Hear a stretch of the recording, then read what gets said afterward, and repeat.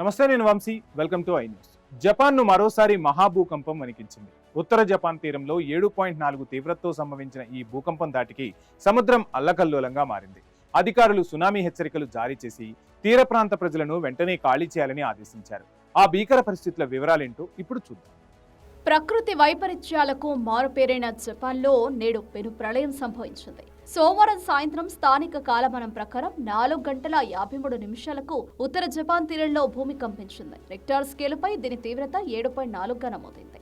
సముద్ర గర్భంలో కేవలం 10 కిలోమీటర్ల లోతులోనే ఈ భూకంప కేంద్రం ఉండడంతో దాని ప్రభావం అత్యంత తీవ్రంగా ఉంది.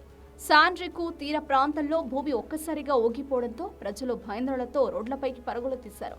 భూకంపం సంభవించిన వెంటనే జపాన్ వాతావరణ శాఖ ఇవాటే, అమోరి, హక్కైడో తీర ప్రాంతాలకు సునామీ హెచ్చరికలు జారీ చేసింది. సుమారు 3 మీటర్ల ఎత్తున రాకాసి అలలు ఎగిసిపడే అవకాశం ఉందని, తీర ప్రాంత ప్రజలు తక్షణమే ఎత్తైన ప్రదేశాలకు వెళ్లారని ప్రధాని సనాయో తకైచి స్వయంగా ఎక్స్ వేదికగా హెచ్చరించారు. ఈ భూకంపం ధాటికి ఉత్తర జపాన్ ప్రాంతాలే కాకుండా రాజధాని టోక్యోలోని భవనాలు కూడా కొన్ని సెకన్ల పాటు ఊగిపోయాయి. ప్రాథమిక నివేదికల ప్రకారం సముద్రంలో ఇప్పటికే 80 సెంటీమీటర్ల ఎత్తున సునామీ అలలు నమోదయ్యాయి.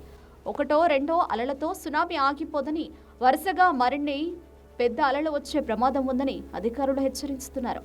జపాన్ ప్రభుత్వం వెంటనే prime minister office crisis management సెంటర్లో అత్యవసర విభాగాన్ని ఏర్పాటు చేసింది.